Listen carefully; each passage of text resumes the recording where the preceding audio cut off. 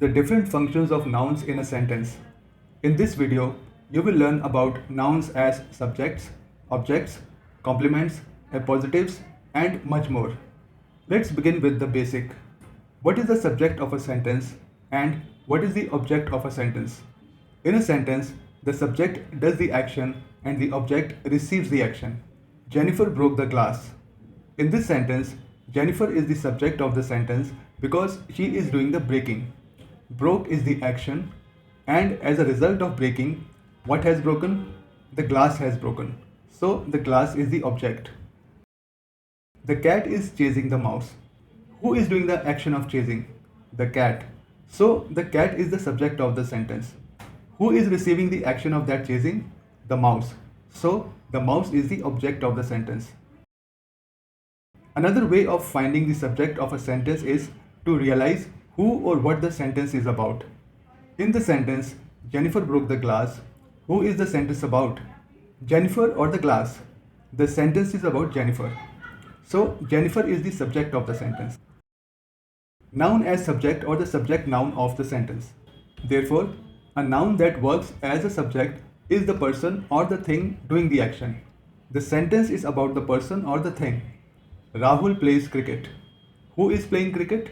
Who is performing the action of playing cricket? Rahul.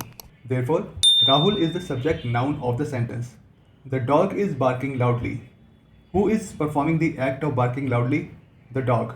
Therefore, the dog is the subject noun of the sentence. The subject noun of a sentence is the noun that acts as the subject of the sentence. Now we come to nouns as direct objects. You already know that an object of a sentence is the person or the thing that receives the action. Sean is driving the car. What is receiving the action of being driven? The car. So here the car is acting as the direct object. And since car is a noun, it is a noun that is acting as a direct object in the sentence. Why is the car being called a direct object? Because in the sentence, Sean is driving the car. The car is directly receiving the act of being driven. There is a direct link between the subject, the action, and the object. The fireman is dousing the fire. In this sentence, what is being doused? The fire is being doused. So here the fire, the noun, is acting as the direct object of the sentence. Why it is called a direct object will be more clear if you learn about noun as indirect objects. There is a reason I addressed direct objects because there are also indirect objects. Nouns as indirect objects. Michelle gave Tom a gift. What did Michelle give? She gave a gift. So the gift is the direct object of the sentence. But whom did she give the gift to? Who received the gift? Tom received the gift. Therefore, Tom is the noun that is acting as the indirect object of the sentence. Why indirect? Michelle is performing the act of giving a gift, but she is also performing the act of giving a gift to Tom.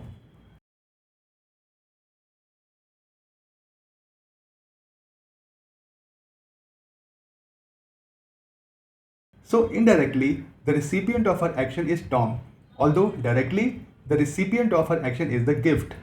Therefore, Tom is the noun acting as an indirect object in this sentence. My father told me a story. What did my father tell? My father told a story. So the story is acting as a noun that is a direct object of the sentence. But who is actually being told the story? I am being told the story. So I am the indirect object of the sentence. Nouns as subject complements. In grammar, a subject complement further defines a subject or gives more information about a subject. In common language, you can come across the expression complementary, which means something additional. For example, if you buy a TV, the remote is complementary. If the TV box also contains a pair of batteries for the remote, then these batteries are complementary. In grammar, a subject complement gives you more information about the subject or it redefines the subject. When a noun acts as a subject complement, it tells you who the subject is. Haruki Murakami is a writer. Writer is a noun here and it is acting as a subject complement of the sentence because it is giving you more information about Haruki Murakami. It tells you who Haruki Murakami is. He is a writer. Another thing that you need to know is that there is always a linking verb or a linking phrase between the subject and the subject complement. In the sentence, Haruki Murakami is a writer, Haruki Murakami is the subject, is the linking verb, and writer is the subject complement. Sophia has become a teacher. Teacher is a noun. What has Sophia become? Sophia has become a teacher. Therefore, teacher in this sentence is acting as a subject complement. Noun as subject complement. Again, in the sentence, Sophia has become a teacher. Sophia is the subject of the sentence. Has become is the linking phrase, and teacher is the subject complement. A reliable way of identifying a subject complement is that the subject can be easily replaced by the subject complement. How? Amanda is the headmistress. So if you say that the headmistress is sitting in her office, you mean Amanda is sitting in her office. Nouns as object complements. Just as a subject complement modifies a further defines the subject, an object complement modifies or further defines the object of the sentence. The team chose Maya captain. The team is the subject here. Chose is the action and Maya is the object. Captain is the object complement, and since captain is a noun, here the noun acts as the object complement in the sentence. We named the puppy Kitty. The subject of the sentence is we. The action is named and the object is the puppy. Now the puppy can be addressed as Kitty, and since Kitty is a name and a proper noun, you have a noun as object complement. Nouns as objects of prepositions. You already know what an object is in a sentence. Do you know what is a preposition? A preposition tells you the location of something, the time of something, the direction of something, the cause or reason of something, and the manner of something. Here is a quick refresher on prepositions in English grammar. Location, the cat is under the table. Time, the party is on Saturday. Direction, he walked toward the station. Cause, he succeeded because of hard work. Manner, she completed the task with ease. Here are some common prepositions: in, on, at, by, with, to, from, under, over, into, onto, about, after, before, and through.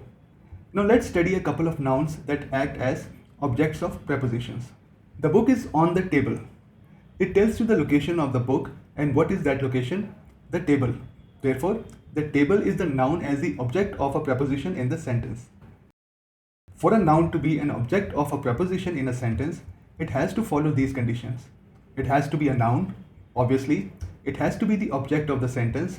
It should come after the preposition. We will meet in the evening.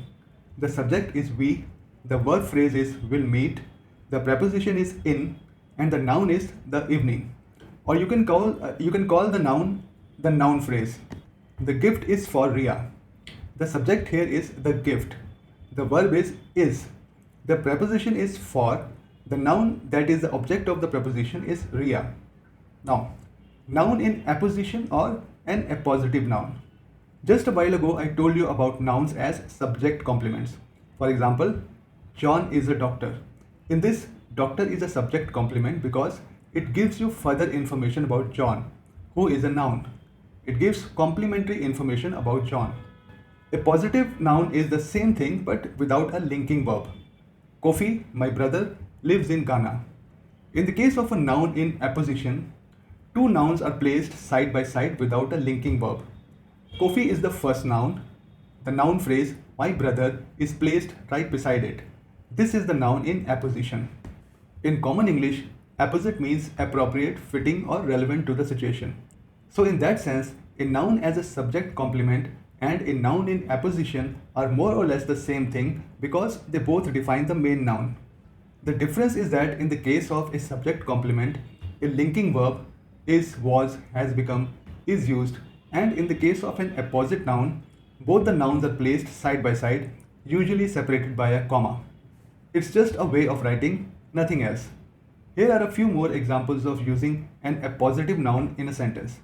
Paris, the capital of France, is a popular tourist destination. Shakespeare, a renowned playwright, wrote many famous plays. Mr. Johnson, our history teacher, is very knowledgeable. There are some instances of opposite nouns when a comma is not used. For example, my friend the artist is exhibiting her work. Notice that there is no comma between my friend and the artist. When there is a comma between both the nouns, the second noun or the second noun phrase is additional information. But when no comma is used, as in the case of my friend the artist, it is a part of the first noun and no longer complementary information. This brings me to the end of my video on different positions of a noun in a sentence. If you have found it useful, please like it, subscribe to my channel, or click the bell icon so that you receive a notification when I upload my next video.